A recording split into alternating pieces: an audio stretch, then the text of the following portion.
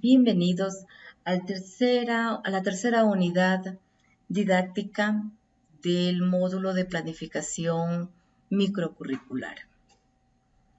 La planificación microcurricular es en los actuales momentos quizás uno de los temas con mayor protagonismo en el ámbito educativo, y no porque sea un tema nuevo, sino porque es donde se refleja la parte operativa del macro y del mesocurrículo, con la finalidad de convertir el escenario educativo en un proceso eficaz y eficiente, logrando aprendizajes significativos en cada uno de los estudiantes. Las carreras utilizan distintos formatos de sílabos para mayor organización y cumplimiento a la evaluación externa por parte de los organismos de control. Se ha definido una estructura uniforme del programa de estudio de las asignaturas que respondan al proceso de enseñanza-aprendizaje en el aula. Sin embargo, existe una serie de preguntas que deben ser tomadas en cuenta para la planificación. ¿Qué aprende? ¿Quién aprende? ¿Cómo aprende? ¿Con qué recursos aprende? ¿En cuánto tiempo? ¿En qué escenarios de aprendizaje? ¿Cómo evaluar los aprendizajes? Existe una mayor consistencia en las necesidades de alcanzar mayores niveles de calidad educativa, de aprovechar adecuadamente los recursos, el tiempo, los esfuerzos y, por supuesto, mejorar el nivel de competencia de los individuos y de las instituciones educativas. Los programas de estudio de las asignaturas es un instrumento que hace operativo el desarrollo de las asignaturas y el logro de los objetivos propuestos. Tenemos cuatro documentos importantes: el programa analítico, el sílabo, el plan de prácticas y las rúbricas. El programa de estudio de la asignatura entonces se compone de estas cuatro partes fundamentales. ¿Qué es un programa analítico? Programa analítico de la asignatura en los diferentes niveles de formación y debe ejecutarse a través del sílabo, debe plantear, describir los objetivos, los contenidos, los recursos, las formas de evaluación, la bibliografía y los cronogramas de actividades, y deben de ejecutarse a través del sílabo en cada periodo académico ordinario en correspondencia con el plan de estudio y el perfil de egreso. SEACES 2015. La estructura del programa analítico. El documento debe describir el programa analítico por cada asignatura, aprobado por una instancia correspondiente que puede ser dirección académica. El contenido es datos generales, la caracterización de la asignatura, los objetivos, los contenidos, estrategias metodológicas, actividades de aprendizaje, escenarios de aprendizaje, estrategias de evaluación, bibliografía básica, complementaria y virtual. Vamos a empezar a desarrollar lo que es el programa analítico. Primer punto, datos generales. Debemos de poner el perfil del docente, el nombre del docente, título de tercer nivel, título de cuarto nivel para ver la afinidad, experiencia laboral, años de experiencia como docente, el código de la asignatura, los créditos que tiene esa asignatura, esto puede sacarse de la malla curricular, las horas semestrales. Si estamos hablando del rediseño de la carrera, se multiplicará por 40 horas. Si estamos hablando del diseño de una malla anterior, es por 32 horas. Las actividades de aprendizaje. Estas actividades, como lo hemos dicho, tiene como su componente de docencia un componente de prácticas de aplicación y experimentación de los aprendizajes y el componente de aprendizaje autónoma con sus 5 actividades.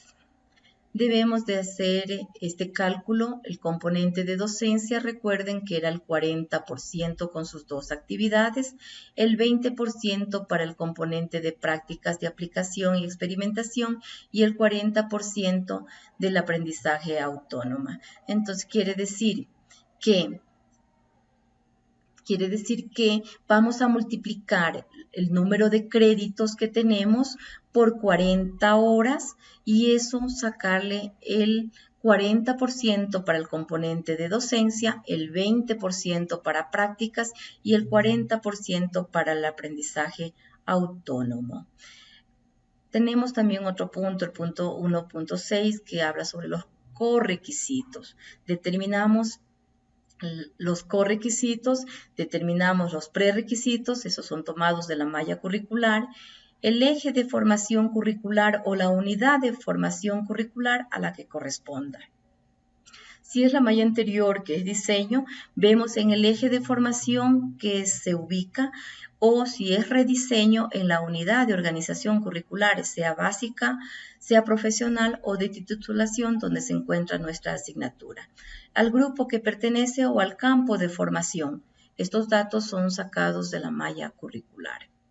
Como segundo punto, y vamos desarrollando el programa analítico, como segundo punto es la caracterización de la asignatura. Debemos hacer una redacción muy clara y concisa en máximo 20 líneas.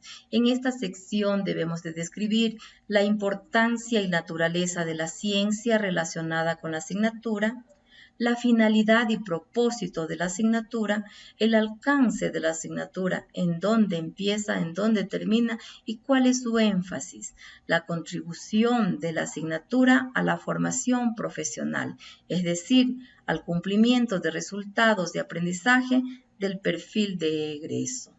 Como tercer punto tenemos los objetivos, la relación de estos con la carrera y con los de la asignatura. Un objetivo describe un propósito o finalidad que contribuye a la solución de un problema. Deben de ser redactados en verbo infinitivo y en coherencia con los objetivos de la carrera. Vamos a ubicar en nuestro rediseño curricular o en nuestro proyecto curricular, tenemos el objetivo general de la carrera. Lo único que tenemos que hacer es trasladar a nuestro documento ese objetivo general de la carrera y redactar coherentemente con el de la asignatura, cómo aporta nuestra asignatura a este gran propósito o finalidad. Los específicos igual, tantos vinculados al conocimiento, vinculados a la pertinencia, vinculados al aprendizaje o vinculados a la ciudadanía. Seleccionamos de cada uno de estos vinculados, hay 4 o 5 dentro de nuestro proyecto curricular, seleccionamos uno y lo ubicamos. Luego, redactamos coherentemente con los específicos de la carrera, a dónde queremos ir y cuál es nuestra finalidad. Les muestro aquí algunos verbos que son recomendados para la redacción de los objetivos de aprendizaje. Como punto 4 tenemos los contenidos o unidades o articulaciones, contenidos que serán planificados en el sílabo. Estos contenidos serán planificados más específicamente en el sílabo, pero aquí en forma muy general los títulos de la unidad 1 con sus subtítulos o subtemas por cada unidad. En la unidad 1, unidad 2, unidad 3 y unidad 4 siempre vamos a utilizar 4 unidades para distribuir nuestro contenido del sílabo. Como quinto punto tenemos las estrategias metodológicas, las actividades de aprendizaje. La organización de los aprendizajes se planificará según lo contemplado en el Reglamento de Régimen Académico, artículo 11, artículo 15 y sobre nuestro modelo educativo UNIANDES. En este apartado se debe seleccionar las actividades de aprendizajes que van a ser desarrolladas por el docente. Por ejemplo, tenemos en el componente de docencia 2 actividades. En la primera actividad, que es asistida por el profesor, ¿qué va a hacer el profesor? Va a hacer una conferencia, un seminario, una orientación para estudio de casos, un foro o una clase en líneas en tiempo sincrónico. El docente lo que debe es seleccionar qué actividad va a realizar y las demás borrarlas del documento. En la organización del aprendizaje, decíamos en el artículo 11, tenemos los 3 componentes con las 5 actividades. Seguimos con la misma tónica de ir separando qué vamos a utilizar como actividades de aprendizajes colaborativas, seleccionamos y las demás borramos. En el componente de práctica de igual, en dónde vamos a hacer nuestras prácticas, en qué escenarios vamos a realizar esas prácticas y lo demás borramos. El componente de aprendizajes autónomos, tenemos las actividades de aprendizajes autónomas de la misma manera, lo que no vamos a mandarle a hacer al estudiante se borra del este. Aquí tenemos las actividades de aprendizaje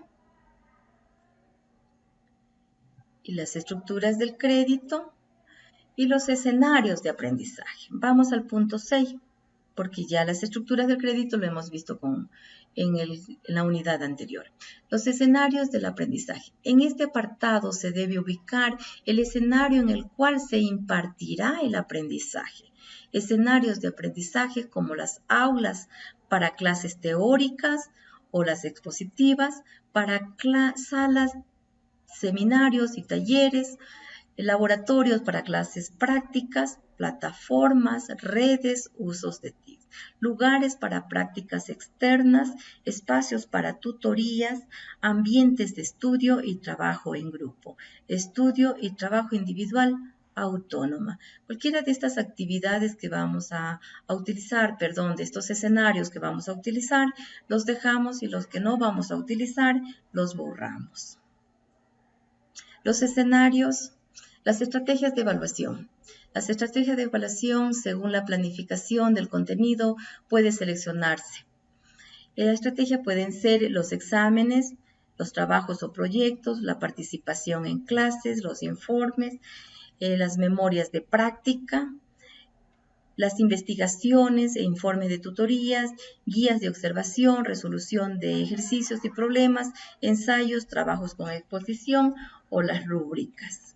Esas son estrategias de evaluación. ¿Cómo vamos a evaluar? Igual de la misma forma, seleccionamos qué nomás vamos a utilizar como estrategias de evaluación y los demás borramos. Como punto último tenemos la bibliografía. Esto es importante, poner el libro básico que vamos a utilizar, el autor, el título del libro, la edición, el año de publicación, la editorial. Y como bibliografía complementaria que vamos a utilizar, ¿qué libro vamos a utilizar? El autor, el título del libro, la edición, el año de publicación, la editorial. Biblioteca virtual. De la misma forma tenemos que poner de dónde estamos sacando nuestra biblioteca. Tenemos aquí un modelo de programa analítico que va a ser el producto entregable de este curso.